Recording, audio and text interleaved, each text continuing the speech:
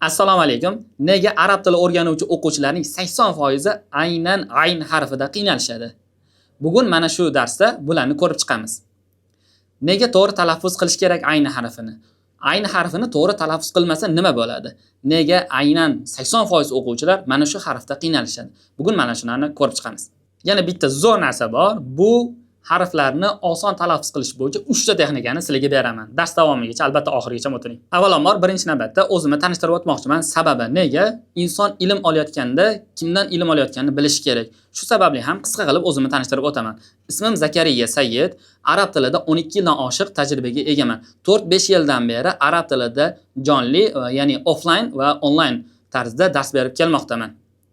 Shu kungacha men Ko'kaldosh madrasasida, Misrda, Turkiyada, Saudiyada ta'lim oldim va mana shu bilimlarimni sizlarga ham ulashmoqchiman. Birinchi navbatda ko'rib chiqadigan narsamiz bu to'g'ri talaffuz qilish o'rni.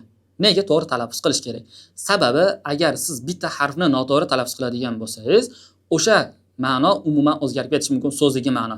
Misol uchun oladigan bo'lsak, qoroa taqillatdi, qoroa o'qidi degan ma'noda keladi. Misol uchun alima bildi, alima dard chekdi degan ma'noda keladi. Mana shunaqa misollarni ketma-ket keltirishimiz mumkin, lekin hozir eng asosiy mavzu nima desa, mana shu o'rinda harflarni chalkashtirib qo'ymaslik, ularni to'g'ri talaffuz qilish o'rnini bilib olishimiz kerak bo'ladi. Yana bitta jihatini oladigan bo'lsak, agar siz uni noto'g'ri talaffuz qiladigan bo'lsangiz, juda ham xunuk aksent chiqishi mumkin. Bu narsa esa sizni arab tili o'rganayotganingizni yopib ketishi mumkin. Shu sababli ham mana shu o'ringa e'tibor berib qo'yishimiz kerak bo'ladi. Nega aynan 80% o'quvchi aynan ayn harfida qiynalishadi?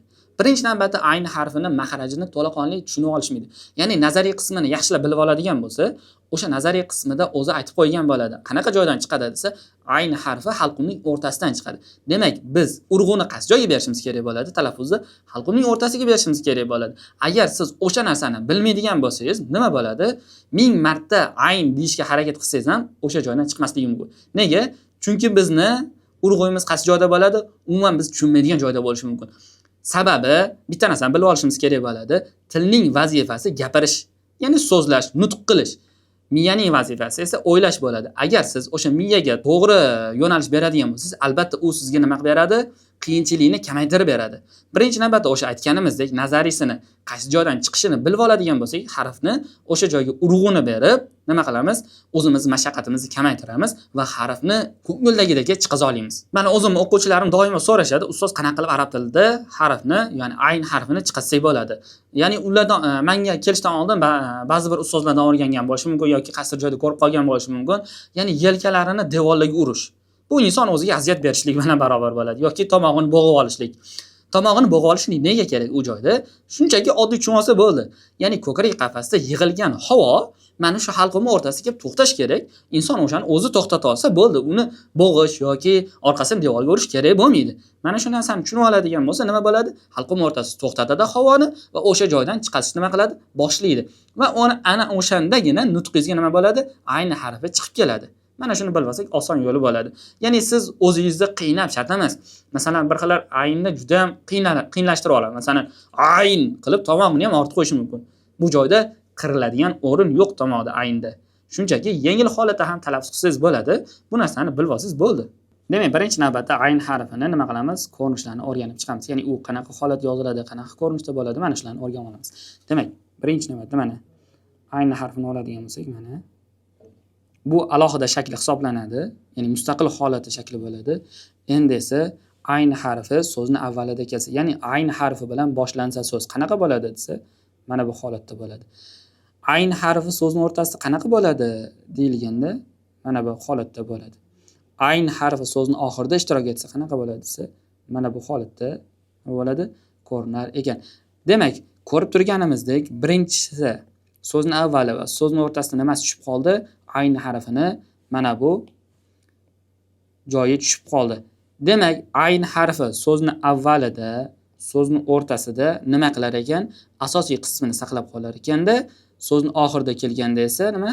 Qo'shimcha qismini o'ziga olar ekan. Demak, mana shundan ham nima qilsak bo'ladi? Ayn harfini bilib olsak bo'ladi. Yana bitta kichkinagina joyini ko'rsatib o'tib ketaman. Misol uchun mana bu satr chiziq, katak chiziq deyiladi bizda. Mana shu katak chiziqni oladigan bo'lsak, unga ayn harfini nima qilamiz? Yozib ko'ramiz. Demak, mana so'zni avvalida, so'zni o'rtasida va nima? so'zni oxirida ishtirok etdi. Mana shu holatda yozsak ham bo'ladi. Mana shularga e'tibor beramiz. Ana endi yana qanaqa holatda ayn harfini bilib olsak bo'ladi desa, endi mahrajiga o'tamiz. Ayn harfini mahraji. Misol uchun mana bu halqum deylik. Chunki nega? Ayn harfi halqum harflaridan biri hisoblanadi. Ayn harfi halqumning o'rta qismida joylashgan bo'ladi. Qaysi joyda desak, o'rta qismida. Ya'ni ayn mana shu joyda nima qilgan ekan? Joylashgan ekan. Mana bu joyda nima bor? Ko'krak qafasimiz bor, bu joyda nima bo'ladi? Nafas bo'ladi. Havo yig'iladigan joy bo'ladi. Va mana shu joyda nima bo'ladi? Havo sekin keladida, mana shu o'rtada nima qilar ekan? To'xtar ekan. Halqumning o'rtasi. Halqumning o'rtasi degani mana bu joy tushuniladi. Halqumning yuqori qismi, halqumning o'rtasi va halqumning nimasi? Tub qismi. Mana shu joyga kelganda nima bo'lar ekan? Halqumning o'rta qismida ayn harfi chiqishni boshlar ekan. Ya'ni misol uchun oladigan bo'lsak, ayn, mana shu joyni bilib olsak, ya'ni halqumning o'rta qismida nima bo'ldi? Ayn harfi chiqishni boshladi. Ya'ni ko'pchilik e'tibor bermaydigan yana bitta narsalardan biri bor. Ya'ni ko'pchilik mana bu joyni halqumning o'rtasi deb o'ylashar ekan. Ya'ni kekirdek bo'lgan, erkaklarda kekirdek bo'ladigan joyni halqumning o'rtasi deb mana shu joyni ushlab o'zini qiynar ekan. Bu esa noto'g'ri texnika. Halqumning o'rta qismi nima ekan? Kekirdekning yuqori qismida joylashgan. Halqumning avvalgi qismi esa mana bu joyda. Halqumning o'rtasi kekirdekning yuqori qismida. Mana shu narsaga ham nima qilamiz? E'tibor beramiz.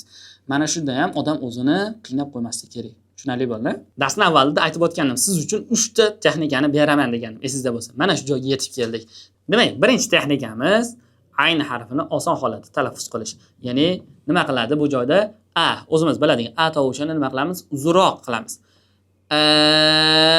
Mana shuni nima qilamiz? Endi halqum o'rtasida to'xtatamiz, kestiramiz. Mana shu joyda havo kesish kerak, mana shu joydan ayn harfi chiqadi. Tushunarli? I'ni nima qilamiz? Halqum o'rtasida to'xtatamiz. Uni endi uni nima qilamiz? Yana halqum o'rtasida to'xtatamiz. Deb nima bo'ladi? Ayn harfi chiqib keladi. Demak, bu birinchi texnikamiz edi. Agar siz mana shuni nima qilsangiz, takrorlasangiz, xudo xolasa, ayn harfi albatta sizda ham o'xshaydi. Ikkinchi texnika esa ko'pchilikka ma'lum va mashhur bo'lgan texnikalardan bittasi bo'ladi. Ya'ni bir xillar nima bo'ladi? Nazariyada yaxshi tushunmasligi mumkin. Ya'ni o'sha joyda to'xtata olmay qolishingiz mumkin. Ikkinchi texnika balkim sizda yaxshi ishlar. Bu oson usullardan yana bittasi nima bo'ladi desa, halqumning o'rtasiga sekin ohista urishlik bilan bo'ladi. Bu joyda nima bo'ladi? Bu joyda albatta havo kesishini to'xtatish bo'ladi. Ya'ni chiqib kelayotgan havoni siz sekingina urishingiz bilan to'xtatib qo'yasiz. Keyin o'sha joydan yana nima qilib ketyapti? Nafas chiqib ketyapti. O'shandan chiqarsa bo'ladi. Masalan, nima bo'ldi? Mana shu sekin urganimda havo kesishdi. Nima bo'ldi? Havo kesdi.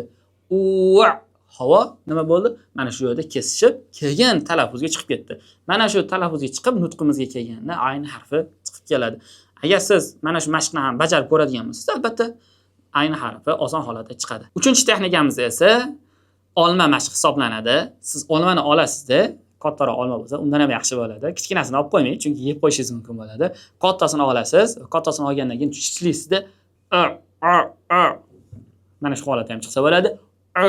Mana shunaqa holatda ham ayn harfi chiqsa bo'ladi. Demak, mana shu 3 ta texnikadan qaysi biri sizga to'g'ri keladigan bo'lsa, albatta bittasini sinab ko'ring yoki uchalasini ham sinab ko'ring. Qaysi birida ko'proq siz o'zingiz o'sha harfni chiqazolayotgan bo'lsangiz, o'shanisini nima qilasiz? Davomli qilasiz va ayn harfini chiqazib olasiz. Mana hozir biz o'rganib oldik. Nimalarni o'rganib oldik? Arab tilidagi ayn harfini to'g'ri talaffuz qilish o'rinlarini, ayn harfini qanaqa holatda yozilishi, ko'rinishlarini ham o'rganib oldik va arab tilida ayn harfini to'g'ri talaffuz qilish texnikalarini aynan 3 tasini biz o'rganib oldik. Agar siz shu joygacha yetib kelgan bo'lsangiz, tabriklayman. Sababi siz arab tilini jiddiy o'rganmoqchi bo'lgan insonlardan birisiz. Hozir men sizga o'zimni alif ya kursini taqdimot qilib bermoqchiman. Hozirda bu kursimga qabullar yopiq, lekin siz oldindan ro'yxatdan o'tib 20% gacha bo'lgan chegirmalarni qo'lga kiritishingiz mumkin. Kursda nimalar bo'ladi? Kursim 2,5 oyga mo'ljallangan, ya'ni 2,5 oyga mo'ljallangan kurs hisoblanadi. Bunda arab tilini siz noldan o'rganib, arab tilidagi istalgan kitoblarni harakati bor darajadagisini bemalol o'qiy oladigan darajaga chiqishingiz mumkin. Ya'ni bu joyda arab tilini noldan boshlaymiz albatta. Harflarni to'g'ri talaffuz qilish o'rinlari, texnikalari barchasini o'tamiz. Keyin sizda kuratorlar nazorati bo'ladi. Kuratorlar sizni darslaringizni qabul qilib oladi. Yana bitta o'rni esa bizni darslarimiz maxsus platformalarda bo'ladi.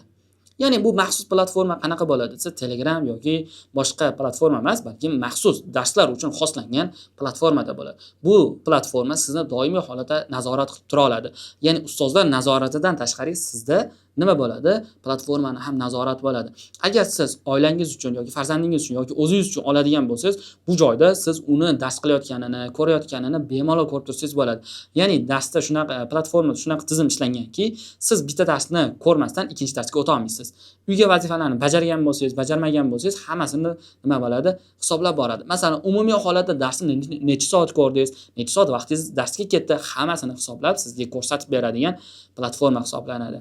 Kuratorlar nazoratini aytib o'tdik. Keyingisi esa oraliq imtihonlari, nazorat imtihonlari bo'ladi, yakuniy imtihonlar bo'ladi va albatta nima bo'ladi? Offline bitiruv bo'ladi. Agar siz muvaffaqiyatli tugatadigan bo'lsangiz, sizga sertifikat ham beramiz. Bu haqida ko'p gapirib o'tirmayman. Hozir pastda siz uchun link qoldiraman. Mana shu link orqali siz ro'yxatdan o'ting va 3 ta maxsus katta sovg'alarni qo'lga kiriting.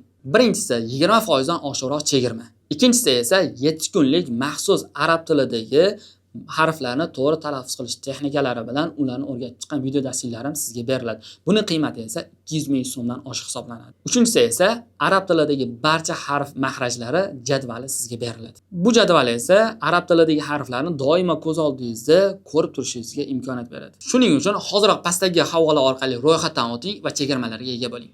E'tiboringiz uchun rahmat, salomat bo'ling.